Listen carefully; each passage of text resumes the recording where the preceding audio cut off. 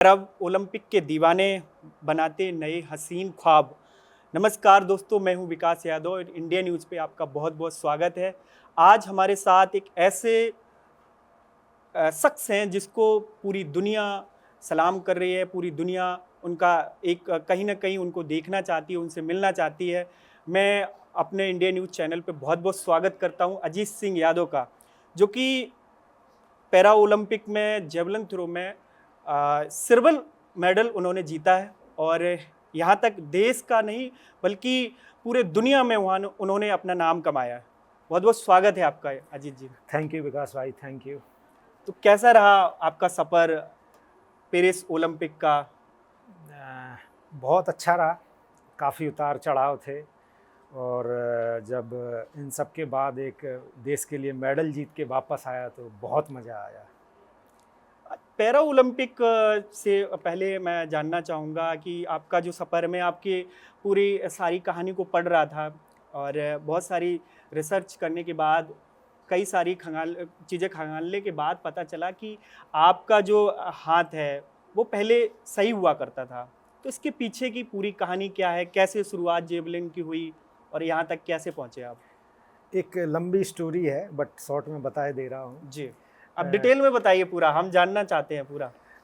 मैं पहले नॉर्मल हुआ करता था और दोनों आर्म थे मेरे और सारी चीज़ें सब बढ़िया लाइफ चल रही थी मज़े में। जी। बट 2017 में एक ट्रेन एक्सीडेंट में मेरा ये आर्म कट गया यहाँ से। कहाँ पे एक्सीडेंट हुआ था आपका? ये हुआ था मैहर में। अच्छा। एमपी मध्य प्रदेश में है मैहर, एक छोटा सा टाउन है।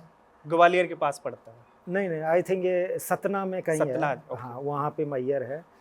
तो वहाँ ये एक ट्रेन हादसे में मेरा आर्म कट गया था। इसका रीज़न था, एक मैं दोस्तों के साथ ट्रैवल कर रहा था, जी। वापस आ रहा था एक फ्रेंड की मैरिज अटेंड करके। तो मेरा एक दोस्त ऐसे चलती ट्रेन में वो चढ़ने की कोशिश कर रहा था, तो मैं गेट पे खड़ा था, तो वो थोड़ा गिरने लगा उसमें जो स्पेस रहता है प्लेटफॉर्म और ट्रेन के बीच में। तो मैं उसको हेल्प करने लगा उसमें निकालने में। तो बाहर आ गया था ऑलमोस्ट सारी चीज़ें, बट थोड़ी तेज़ हो गई थी ट्रेन और पता नहीं कैसे क्या हम दोनों रनिंग ट्रेन से प्लेटफॉर्म पे गिरे। बट वो रोल करता हुआ ऊपर साइड में चला गया, मैं उसमें जो स्पेस रहता है थोड़ा सा उसमें नीचे प्लेटफॉर्म और ट्रेन के बीच की जो हाँ, दूरी होती है उसमें आप चले गए उसके अंदर? उसमें मैं गिर गया और वहीं पे ये पूरा अलग हो गया, ऑन स्पॉट अलग हो गया था। और कई मल्टीपल इंजरीज थी। हिप मेरा डिसलोकेट हो गया था, रेप्सर, स्कैपुला, बैक, हेड, मतलब बहुत ज़्यादा था, इंजरीज बहुत ज़्यादा थी।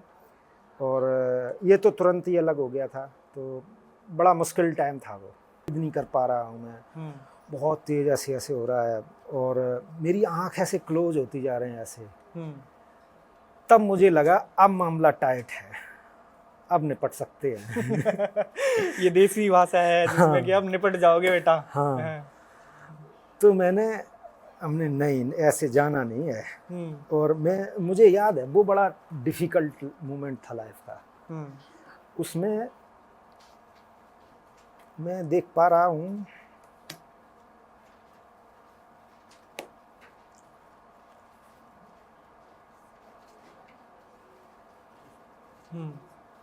जी, पानी ले लीजिए, कोई बात नहीं, थोड़ा वो मैं समझ सकता हूँ आप।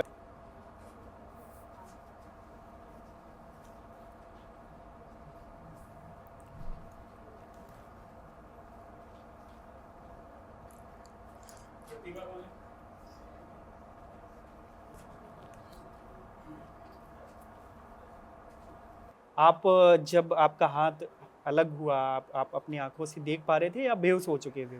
मुझे उस टाइम की सारी मेमोरी ब्लर है। ऐसे जब कोई सपना देखते हैं तो कच्ची नींद से ऐसे कोई उठा दे तो फिर मैं कुछ ऐसे सोच रहा था, वो था ऐसे करके थोड़ा सा रिलेट हो पाता है, ज़्यादा क्लियर समझ में नहीं आता है। इस टाइप से 12-15 घंटे की सारी मेमोरी मुझे ऐसे ब्लर टाइप से है। बट मैं उस टाइम पे एक पूरा सबको पहचान ले रहा था, सारा कुछ बता पा रहा था, सारी चीज़ें थी। और ड्यूरिंग द एक्सीडेंट 12-15 घंटे में, बट मुझे याद ज़्यादा कुछ नहीं है उस टाइम का। कैसे शुरुआत हुई भाला फेंक? किसने बताया कि आप भाला फेंकने जाइए, आप इसमें कुछ कर सकते हैं? पैरालंपिक मैंने अपने सिलेबस में पढ़ा था, जानकारी थी थोड़ा बहुत। फिर हमारे एक प्रोफेसर थे कॉलेज में, डॉक्टर BK डवास, वो para Olympic committee of India से जुड़े हुए थे। ठीक है। उन्होंने मुझे गाइडेंस दिया कि क्या कैसे वापस करना है चीज़ें। और फिर मैंने भी इसमें देखा कि अगर कौन सा स्पोर्ट्स किया जाए जिसमें मैं बेहतर कर सकता हूँ। स्विमिंग, फुटबॉल, मतलब ये स्विमिंग या एथलेटिक्स या फिर कई सारी कैटेगरी होती हैं, तो अलग अलग उनमें किस में मैं अच्छा कर सकता हूँ। तो फिर मैंने एथलेटिक्स चूज किया।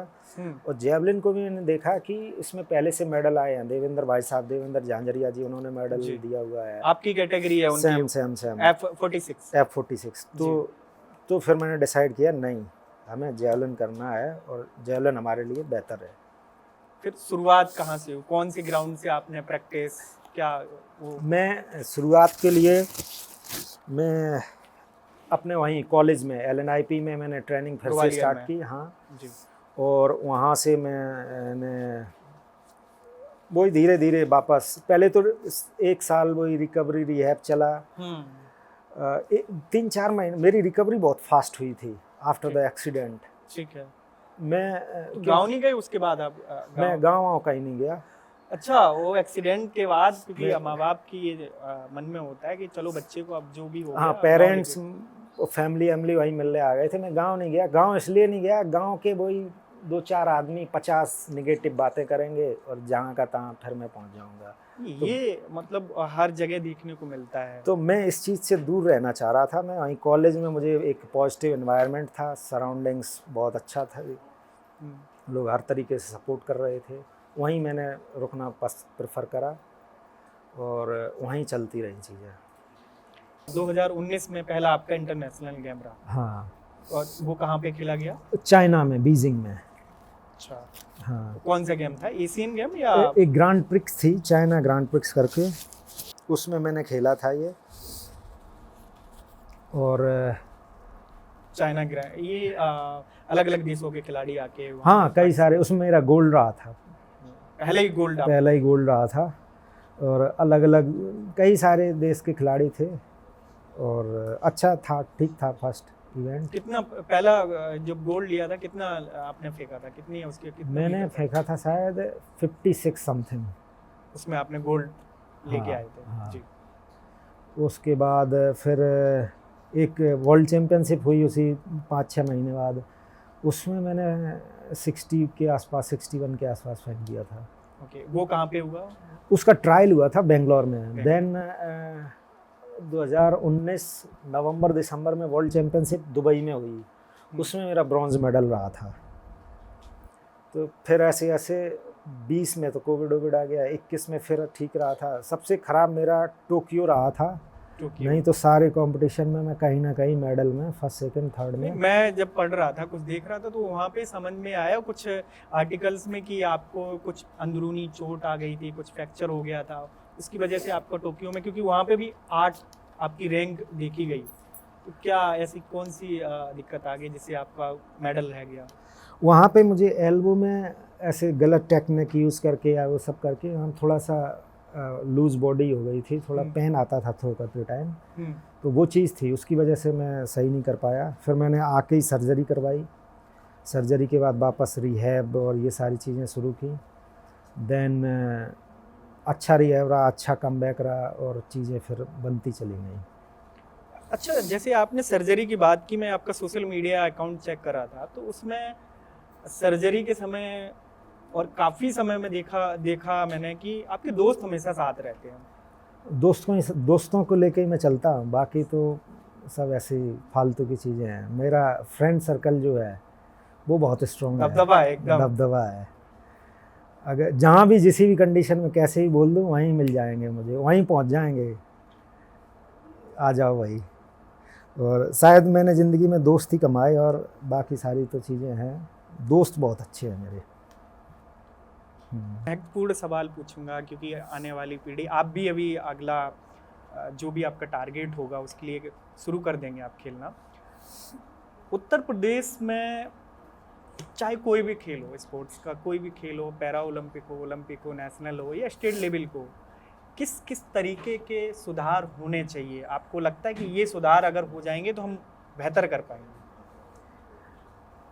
आई थिंक थोड़ा ग्रास रूट पे काम होना चाहिए। जैसे कि मैं देखता हूँ अपने डिस्ट्रिक्ट में, तो वहाँ पे कोई प्रॉपर कोचेस वगैरह नहीं है, फैसिलिटीज़ अवेलेबल है, स्टेडियम्स हैं, ग्राउंड्स हैं। ये आपका जो इंटरव्यू अगर योगी आदित्यनाथ ने देख लिया तो उसी हिसाब से बताइए, एकदम उनको लगना चाहिए ये चीज़ भाई ज़रूरी है, इस बंदे की बात मान लेता हूँ मैं और कल से ये चीज़ शुरू, ऐसे बताइए। चलो जी। मुझे लगता है कि जैसे हमारा अपनी डिस्ट्रिक्ट में मैंने देखा है सारी फैसिलिटीज़ अवेलेबल हैं, बट एथलीट बच्चे भी, यंगस्टर्स भी ग्रास रूट लेवल पे वो खेलना चाहते हैं, काम करना चाहते हैं, बट कोचेज़ उस टाइप से अवेलेबल नहीं है। कोई एक ही कोच पूरे ग्राउंड को मैनेज कर रहा है, कभी कभी वहाँ प्रॉपर स्टाफ या वो सब लोग नहीं है अवेलेबल।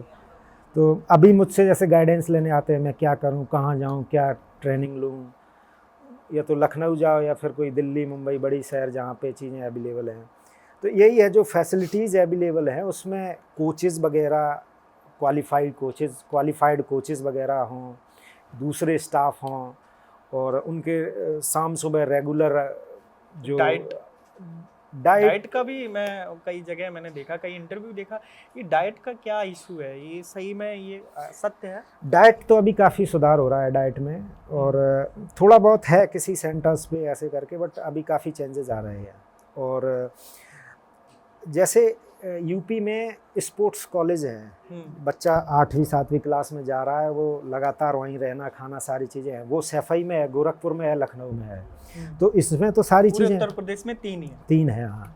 बाकी साई सेंटर हैं या कोई और भी सेंटर हैं, बट इसके अलावा अगर टारगेट करना है तो जो एक स्पोर्ट्स का कल्चर डेवलप करना है, तो उस आम पब्लिक को, आम लोगों को, जो ग्रास रूट पे छोटे छोटे बच्चे हैं, स्कूल में हैं, उनको टारगेट करना होगा। उन्हें वो कोचिंग, वो गाइडेंस, वो सारी चीज़ें मिलनी चाहिए जो कि नहीं अवेलेबल हो पा रही हैं। आप स्टेडियम्स में तो दे रहे हो, सॉरी जो स्पोर्ट्स सेंटर हैं आप उनमें तो दे रहे हो, बट कोई बच्चा वहाँ पढ़ रहा है किसी अच्छे स्कूल में, उसको खेलना भी है, एकेडमी ज्वाइन करनी है, या फिर कहीं स्टेडियम में जाना है, वो सारी चीज़ें वो नहीं हो पाती हैं। तो उस पर गवर्नमेंट को सोचना चाहिए थोड़ा सा, और एक जो डिपार्टमेंट है उसे एक रोड मैप बनाना चाहिए प्रॉपर। 1-2 साल का रहता है अपना कि इतना इतना करके। जो मैंने स्टडी किया है, मैंने देखा है, मैं अभी बाहर ट्रेनिंग करके आया हूँ, जर्मनी और यूरोप में ट्रेनिंग रही है मेरी काफ़ी, और अदर कंट्रीज़ में मैंने देखा है जी। तो एटलीस्ट उनका 10 से 15 साल का एक प्लान रेडी है। हमें जो नई जनरेशन है, हमें कैसे उसको नर्चर करना है, कैसे उन टैलेंट आइडेंटिफिकेशन करना है, कैसे उन्हें आगे ट्रेनिंग देनी है, इतना लंबा प्लान रहता है। तभी जाके आप ओलंपिक में परफॉर्म कर पाओगे, नहीं तो 6 साल से 8 साल से कुछ नहीं होना है। माहौल क्रिएट होगा। आप जब तक, अगर अभी बात करें जैसे स्वच्छता अभियान चल रहा है, तो एक आदमी स्वच्छ बनाने से क्या स्वच्छ हो जाएगा सारा कुछ? हर इंडिविजुअल को उस लेवल पे पार्टिसिपेट करना होगा। बिल्कुल, समझ रहे हो? तो खेल का, उसमें 50 बच्चे खेल रहे हैं, तब उसमें से 1-2 निकलेगा जो कि इंटरनेशनल परफॉर्म करेगा जाके। अभी तो 1 ही 2 खेल रहे हैं, उनसे आप उम्मीद कर रहे हो कि वो मेडल ले आए ओलंपिक के लिए, तो ये थोड़ा मुश्किल सवाल है। जब आप जा रहे थे तो पीएम मोदी साहब से सभी की बैठक हुई, आपकी भी बैठक हुई, फिर आए आप, उसके बाद भी मिले, क्या बोला उन्होंने? जाते टाइम क्या बोला? जाते टाइम तो मेरी बातचीत नहीं हो पाई थी, बट दूसरे साथी खिलाड़ी उसमें थे। मैं बाहर था जर्मनी में, तो टाइम मैच नहीं हो पाया, बट आते टाइम मुलाकात हुई, और ये तीसरी चौथी मुलाकात थी। मैं टोक्यो के बाद भी मिला था। तो प्रधानमंत्री जी से मिलके तो मज़ा आता है, और सारी वही अपनी बातचीत रहती है नॉर्मल, जैसे हम लोग आपस में कर रहे हैं ऐसी बातचीत रहती है। और मैंने एक उनसे यही बात बोली थी कि कई बार ऐसे प्रेशर रहता है कि आपको परफॉर्म करना है, अलग अलग उससे सपोर्टेड एथलीट है, स्पॉन्सर्ड एथलीट है, अलग गवर्नमेंट से हैं, कुछ प्राइवेट ऑर्गेनाइजेशन से हैं, तो वो बोलते हैं कि तुम्हें इसमें अच्छा परफॉर्म करना है, नहीं तो मैं आपका बजट कम कर दूंगा, या ये नहीं दूंगा, वो नहीं दूंगा। एक साइकोलॉजिकल प्रेशर आ जाता है खिलाड़ी पे कि इसमें तो करना ही है। और जब देश का प्रधानमंत्री बोल रहा है कि हार जीत की चिंता मत करो, तुम जाओ खेलो, तो ये एक थोड़ा सा हौसला मिलता है इससे, हौसला मिलता है, तो ये अच्छा रहता है। जब एक देश का प्रधानमंत्री आपके साथ खड़ा है तो कोई बात नहीं, बाकी सब चीज़ें तो छोटी लगने लगती है। ये पॉइंट है। पेरिस ओलंपिक बहुत यादगार है आपके लिए? पेरिस सिटी मेरे लिए यादगार है। लास्ट ईयर मैंने वर्ल्ड चैम्पियनशिप में गोल्ड जीता था अपना पर्सनल बेस्ट करके। इस साल फिर मैंने पर्सनल बेस्ट किया और पेरिस पैरालंपिक में सिल्वर मेडल जीता है। तो आपका नेक्स्ट टारगेट, क्योंकि हर किसी का, अब आपने यहाँ पे तो सिल्वर जीत लिया, 2026 फिर 28 पैरा ओलंपिक, यानी विंटर और समर अलग अलग तरीके के, 28 का है, क्या टारगेट है? 28 यही है कि इसका कलर चेंज करें, कुछ रिकॉर्ड बनाएं।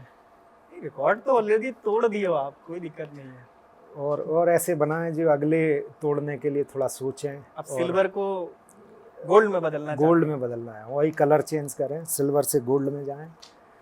बाकी देखते हैं किस्मत में क्या है, उसके हिसाब से चलेंगी चीज़ें। कहाँ पे उसकी तैयारी कहाँ पे शुरू हो रही है, दिल्ली में या दिल्ली से बाहर?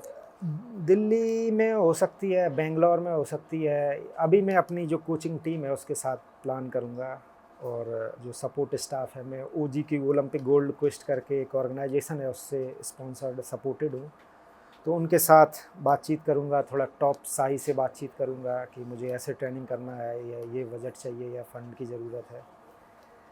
तो देखते हैं, शायद बाहर भी ट्रेनिंग कर सकता हूँ, जर्मनी वगैरह में। नीरज चोपड़ा के साथ कोई किस्सा है आपका? हाँ, ऐसे कोई यादगार तो ऐसे, हाँ, मैं 2023 में 2023 के स्टार्टिंग में हम लोग साथ में 1.5-2 महीने ट्रेनिंग किया है साउथ अफ्रीका में। साथ में ट्रेनिंग की है मैंने, और खाना पीना रहता था साथ में। नीरज के कोच क्लास करके अलग थे, मेरे कोच अलग थे, बट खाना पीना, बातचीत और वो सब चीज़ें। जब एक कोई, अभी आप लगभग, मैं जैसा कि पता है मुझे, देखा कि आप 30 साल के होने वाले हैं, और पर्सनल ज़िंदगी में कोई लड़की है कि अब शादी करोगे डायरेक्ट? शादी होगी। अभी कोई है? ऐसा कुछ नहीं है, बट स्पोर्ट्स कर रहा हूँ इसलिए थोड़ा डिले हो गई चीज़ें। अगर नॉर्मल लाइफ होती तो शायद शादी हो गई होती।